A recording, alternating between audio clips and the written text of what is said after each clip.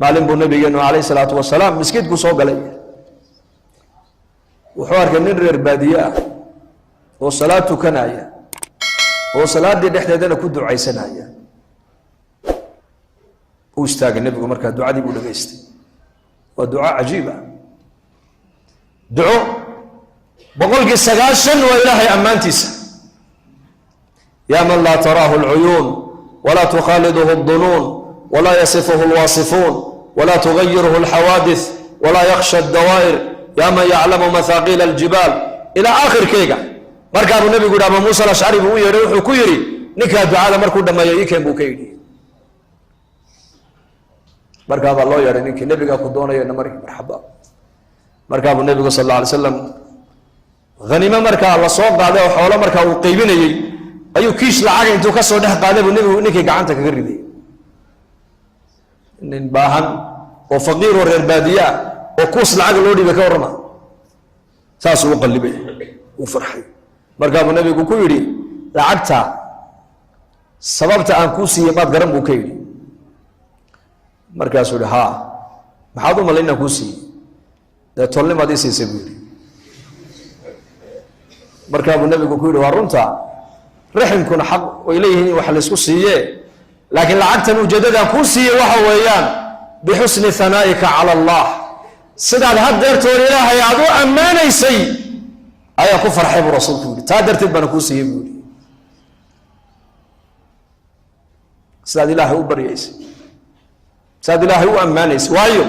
مقصود كالنبي بيد الله كنبا أها إني بني آدم كإله كحران markuu arkay nabigu shaqadiisii oo socota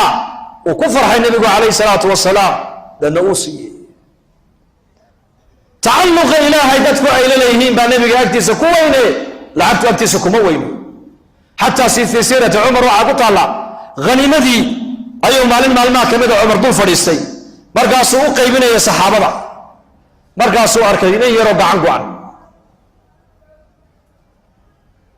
markaas uu yiri gacantan maxaa ka gooyay buuro wuxuu qasbadii halkaas ahay ayaa dhaawacan la geystay buuro ku dhaawacmay markaas uu lacagtii Umar soo qaaday kun buu siiyay kun kale ugu daray hadda markaas uu Umar u qaybiya isagana wali meeshu taagay oo lacagtii uu tirsanaya markaas uu Umar ninkii isha ku dhiftay hadana mar labaad mar alle markuu dhaawacii arko ayuu soo qaaday kun kale hadda la siiya markaas uu Umar hadana u qaybiya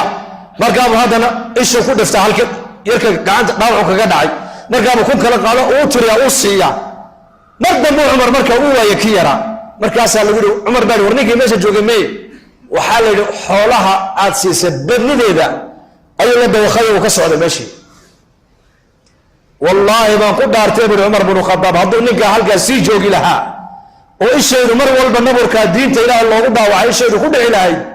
xoolaha halka ayaa la isaga ku dhameyn lahaa buu man ilaahay dartii u caawirmay oo diinta dadaalkeega iyo koryeelkeega iyo difaaceega loo dhaawacay baan adduunyo ka haysan buu anigu may wallahi waan ku bixin lahaa ruux meesha yeelo dhanba بسم الله أما بعد ولا الكيج إدابنا يو ولا شيء ذا يجدون حديث كان أن أذيع عن قوة الجلي حديث مسلم يترمي ده يسوي غنيان نبي صلى الله عليه وسلم وصحابة مالين لفدي يا وحوي دي متكين ميو كعاجز يا إن مالين تؤكس بدكون أجر كون حسنة صحابة كم ده وماشي فدي يا ويدي سيدا أي أوكس بنا يا متكين مالين تكون أجر نبي وحوي صلى الله عليه وسلم وحو تصبيح سنة يا بقول مر يعني وحودها يا بقول مر سبحان الله سبحان الله سبحان الله هذا انت سميه إلهي سبحانه وتعالى كن أجر أيوكسينا يا كن دنبنا ودافيا وحديث صحيحة هل ضغ قديس آيات أودا أذيقو اسكفري آيات أودا إن سبحان الله سبحان الله سبحان الله كد ذال وعمل فضل أجر كيسنا آديات وين يا هاي سينفع في حديث كان لقيا بعض اسكجيفه خف إنه له كو عمل فأذيقن أجر أتكو يشد بارك الله فيك الله تفتيس أيامكم جعله والسلام عليكم ورحمة الله وبركاته